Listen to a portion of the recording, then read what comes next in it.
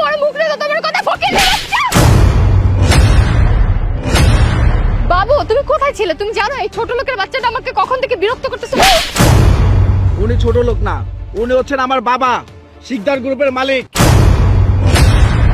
তুমি যদি এই মেয়েকে চাও তাহলে তোমার বাবাকে হারাবে, আর যদি তোমার বাবাকে চাও তাহলে এই মুহূর্তে এই মেয়েকে ডিভোর্স দেবে। কোনটা চাও তুমি?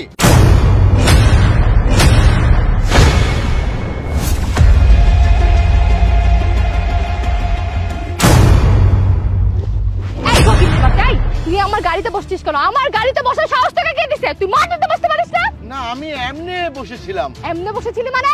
তুই জানিস আমার গাড়ির দাম কত? হ্যাঁ, আমার গাড়িতে বসার মতো কোনো যোগ্যতা তোর আছে? ফকিন্নির বাচ্চা। আচ্ছা মা, তুমি আমার সাথে এরকম ব্যবহার করছো কেন? ও তো ঠিকই বলেছে।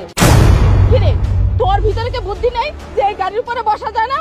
আরে এই ছোট লোকের বাচ্চা, এই তোর সাথে আমরা এত কথা কেন বলবো? তুই কেন আমার গাড়িতে বসছিস বল, উত্তর দে। আচ্ছা একজন মুরব্বির সাথে কিভাবে ব্যবহার করতে হয় তোমার বাবা মাকে সেই শিক্ষা দেয়নি? স্টপ, একদম স্টপ। যত বড় মুখ না তত বড় কথা। এই ফকিন্নির বাচ্চা, আরে মা তুমি চুপ করো তো। ওর সাথে কথা বলে লাভ আছে? ওদের মতো ছোট লোকদের সাথে না আমাদের কথা বলাটাই পারাই। তোর নিজের জায়গায় নিজে থাকতে পারিস না? বাস বাস, আমি বুঝতে পেরেছি, যেমন মা তেমন তার মেয়ে। এই ফকিন্নির বাচ্চা, তুই কি বলতে চাস? তুই কি বলতে চাস যে আমাদের শিক্ষা দিকে ঠিক নাই? আমার বাবা মা আমাকে শিক্ষা দিতে পারেনি, তুই আবার বলছিস যেমন মা তেমন মেয়ে? এই ফকিন্নির বাচ্চা, তোর নিজের ঠিক আছে, নিজের কাপড় চোপড় ঠিক আছে, তোরা নিজেরা নিজেদের স্ট্যাটাস বলে যাস। ফকিন্নির বাচ্চা, আবার বড় বড় কথা বলতেছিস। হ্যাঁ ঠিক বলেছি, তোমার এই স্বভাবের জন্য রাস্তাঘাটে তুমি মানুষের কথা শুনবে। দে ওরে আরেকটা থাপ্পড় দে। যত বড় মুখ রে তত বড় কথা ফকিন্নির বাচ্চা।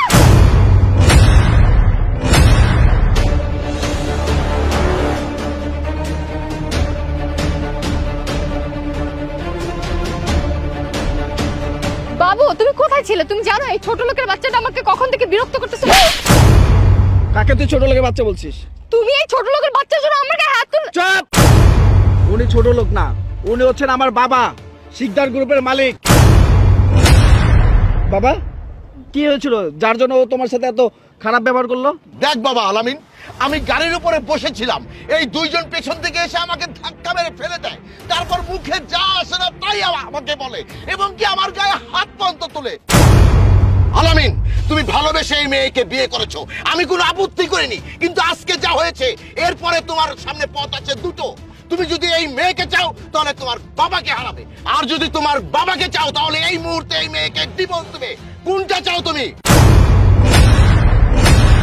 আলামিন চুপ করে থেকো না, আমি তোমার সিদ্ধান্ত শুনতে চাই।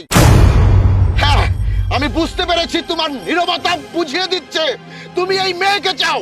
ঠিক আছে তুমি থাকো, আমি চলে যাচ্ছি। বাবা আমি তোমার কথার অবাধ্য কখনো হইনি, আজও হব না। যে মেয়ে তোমাকে সম্মান করতে জানে না, যে মেয়ে আমার বাবাকে সম্মান করতে জানে না, সেই মেয়ে নিয়ে তো আমি কখনোই সংসার করব না। বাবা তুমি যা বলেছো আমি তাই করব। আজ আমি ওকে ডিভোর্স দিব। সুমাইয়া আজকে পর থেকে তুমি ভুলে যাও যে আমি তোমার স্বামী। আর শোনো, আজকের মধ্যেই তুমি তোমার ডিভোর্স লেটারটা পেয়ে যাবে। ভালো থেকো। আরেকটা কথা, কাবিনের টাকা চিন্তা করো না। তোমাকে বিয়ের সময় তোমার যে গহনা দিয়েছি তাতে তোমার কাবিন নাম্বার থেকে অতিরিক্ত দেওয়া হয়েছে, সেখান থেকে কাবিনের টাকাটা উসুল দেওয়া আছে, তো কাবিনের টাকাটাও পরিশোধ আছে। ভালো থেকো। বাবা গাড়িতে উঠো।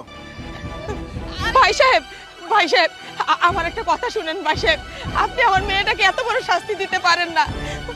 ভাই সাহেব, ভাই সাহেব আমার মেয়েটাকে এত বড় শাস্তি দিতে পারেন না ভাই সাহেব।